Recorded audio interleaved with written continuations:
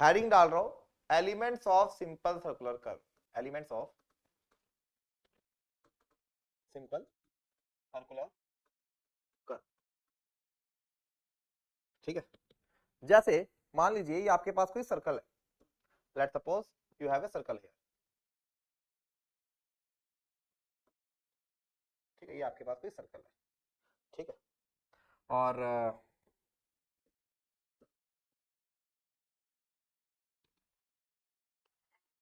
Okay so this is like this and यहाँ पे देखो ये आपके पास इसका कोई सेंटर है, इसका सेंटर भी मैं बना ही देता हूँ।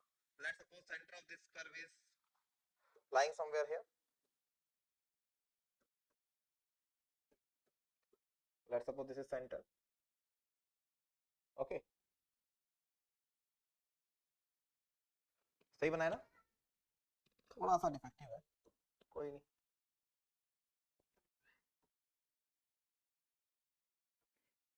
अच्छा, ये मान लीजिए आपका सेंटर कितना है ओ, लाइन आपकी शुरू में ऐसे जा रही थी, लाइन आपकी शुरू में ऐसे जा रही थी, let's suppose it may be like this, line आपकी ऐसे जा रही थी, मतलब रोड आपका ऐसे जा रहा था, ठीक है, और इसके बाद ये ऐसा हो गया, ओके,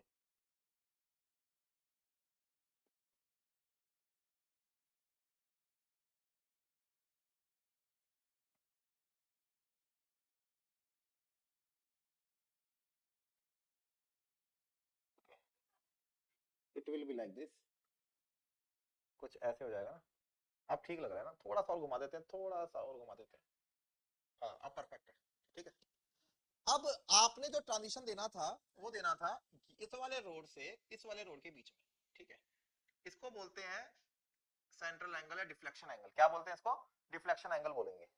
अब बोला जाता है कि जितना एंगल यह बनता है, जितना एंगल यहां बनता है ठीक उतना ही एंगल सेंटर पे बनता है।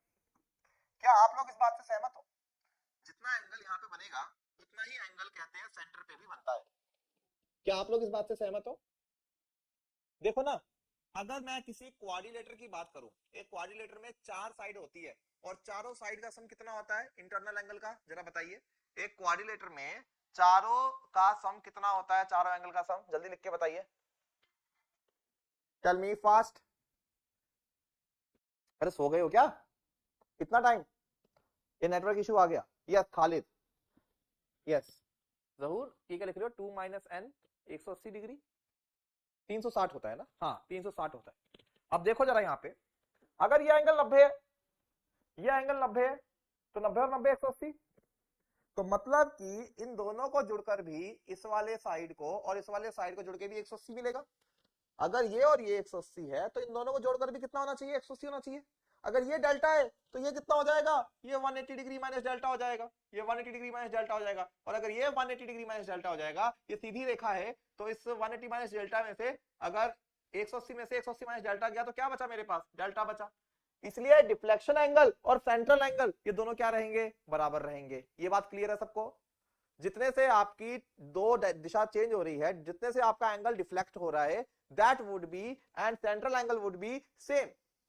बेसिक ज्योमेट्री है ना, 8वीं 9वीं क्लास में भी देखते हो सब आप, सर्कल की प्रॉपर्टी है, आर यू गेटिंग इट और नॉट, ठीक है। तो ये वाला एंगल और ये वाला एंगल आपका क्या माना जाएगा, सेम माना जाएगा, ठीक है, इसकी तो दिक्कत नहीं कोई। अब मैं कौन से क्वाड्रिलेटर की बात कर रहा हूं, इसकी, ठीक है, टेंजेंट 90 डिग्री पे होगा, सर्कल का टेंजेंट 90 डिग्री का होगा, ठीक है। और आपको सर्कल की एक प्रॉपर्टी और पता होगी कि किसी भी कॉमन पॉइंट से अगर सर्कल पे दो टेंजेंट डालोगे then length of those tangent would be same, उन दोनों टेंजेंट की लंबाइयां सेम होगी। अगर आप एक कॉमन पॉइंट से सर्कल पे दो टेंजेंट ड्रॉ करो then length of those tangent would be same. तो इसका मतलब यहां से लेकर इसको बोलेंगे कर्व पॉइंट, क्योंकि यहां से आपका कर्व पहली बार स्टार्ट हुआ, इसको बोलेंगे कर्व पॉइंट ऑफ कर्व। ये और ये दोनों की लंबाइयां क्या है, लेंथ ऑफ द टेंजेंट है, ठीक है। एक होगा आपका फॉरवर्ड टेंजेंट, एक होगा आपका बैकवर्ड टेंजेंट, तो length of the tangents would be same and deflection angle and central subtended angle would also be same. Clear है, ठीक है। अब इसके बाद देखो, इसके बाद देखो, अच्छा अगर मैं इसको ऐसे जोड़ू, लेट्स सपोज लाइक दिस, तो ये वाला angle would be delta by 2, this angle would also be delta by 2। अगर ये मेरा T1 है, ये पॉइंट को मैं V बोलूं, ये मैं बोलूं T2, तो यहाँ पे देखते जाइएगा क्या क्या हो रहा है। एक तो T1V is equal to T2V, ठीक है, ये हो जाएगा radius of simple circular curve, ठीक है। और आप में से क्या मुझे कोई बताएगा what is T1V in terms of R and delta. आप R यूज कर सकते हो क्योंकि वो आपको गिवन है कि सिंपल सर्कुलर कर्व का रेडियस क्या है। आप डेल्टा यूज कर सकते हो, डिफ्लेक्शन एंगल भी आपको गिवन होगा। मेरा आपसे प्रश्न ये है कि what would be T1V, T1V की वैल्यू क्या होगी, T1V की वैल्यू क्या होगी एवरीबॉडी। लेंथ ऑफ टेंजेंट क्या होगा, R tan डेल्टा बाय 2। जहूर तबस्सुम जी ने बोला, जहूर भाई और तबस्सुम जी ने बोला कि R tan डेल्टा बाय 2। देख लेते हैं, ठीक है, वैसे सही लग रहा है। क्या करेंगे, ये ट्राइंगल है OT1V, in this triangle OT1V tan delta by 2 can be written as perpendicular upon base, tan theta is what, P upon B। तो मेरे पास T1V कितना हो गया, ये हो गया मेरे पास T1O which is nothing but radius tan delta by 2, ठीक है। चलिए कोई बात नहीं। अच्छा, एक मेरे पास ये पॉइंट है, ये वाला T1 T2, क्या हो गया T1 T2। क्या कोई मुझे T1 T2 की लंबाई बताएगा, लेंथ ऑफ कोड, इसको लॉन्ग कोड भी बोलते हैं, it is known as length of long कोड। अगर मैं इस पॉइंट को लेट्स सपोज कुछ बोल दूं तो T1 T2 की मुझे कोई वैल्यू बताएगा कितनी है लॉन्ग कोड।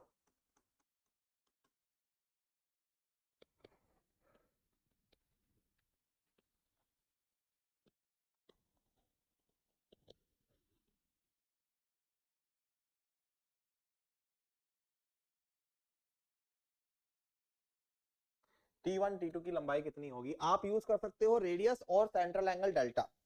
आपको ये दो चीजें यूज करना अलाउ है, बाकी बेसिक मैथमेटिक्स यूज करना भी अलाउड है। क्या लिख रहे हो, 2R sin delta by 2, okay, 2R sin delta by 2, सही बोल रहे हो, very good, very very good. आप इसको एक पॉइंट दे दो, लेट सपोज कोई भी एक पॉइंट दे दो, देखो आप आगे फिगर में क्या दे रखा है वही हम दे देते हैं। कौन सा पॉइंट दे रखा है इसको आगे, वही मैं दे देता हूं अभी।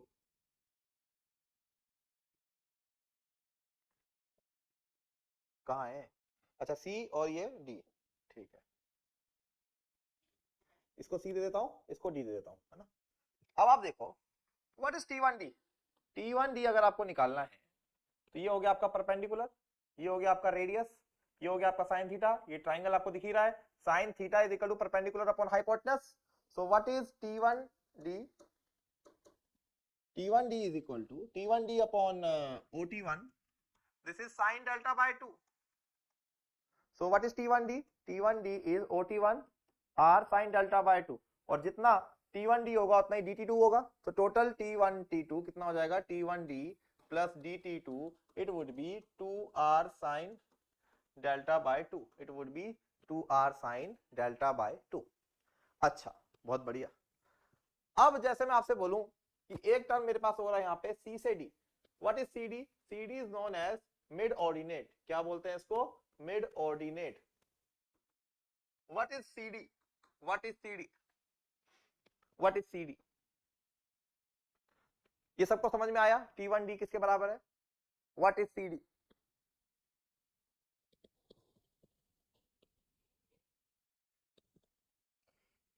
आवाज में कोई दिक्कत तो नहीं आ रही आपको, कल परसों से बैटरी चेंज नहीं की मैंने, कहाँ गया यार मेरा चार्जर, चलो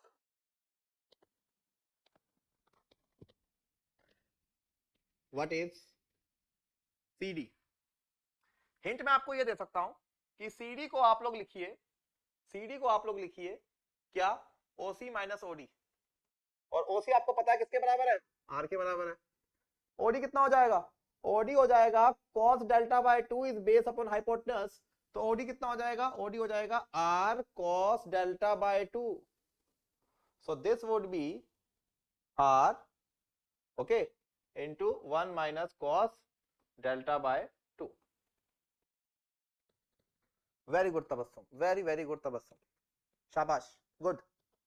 अच्छा, एक फॉर्मेलिटी और रह गई, VC.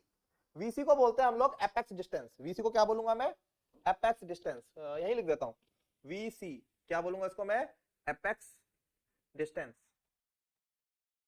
Apex distance.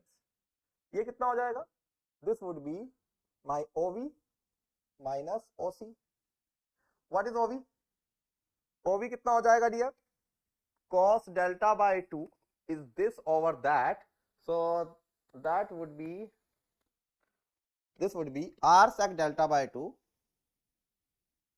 minus r, so answer would be r bracket में sec delta by 2 minus 1। देखा ठीक लिखा है मैंने, this is apex distance sec delta by 2 minus 1। तो जितने भी आपके इंपॉर्टेंट टर्म है, length of tangent, mid ordinate, long chord, ठीक है। और अच्छा T1 T2 आर्क लेंथ निकालना हो, तो अगर T1 T2 आर्क लेंथ निकालना हो, if I want to find the length T1 T2 arc length, तो कैसे करोगे, length of arc upon radius is equal to delta, so T1 T2 arc length is nothing but r delta. और degree में change करने के लिए आप इसको पाई बाय 180 या 180 बाय पाई से क्या कर सकते हो, मल्टीप्लाई कर सकते हो। Is it clear to everyone? अब जो मैंने आपको पढ़ाया बस ये मैं आपको दिखा रहा हूं, ये वाला पॉइंट सबको क्लियर है, सेक डेल्टा बाय 2 माइनस 1 सबको पता है कैसे आया ये? कोई ऐसा जिसको ये समझ में नहीं आया, ईमानदारी से बता दीजिए एवरीवन, कोई ऐसा जिसको ये समझ में नहीं आया?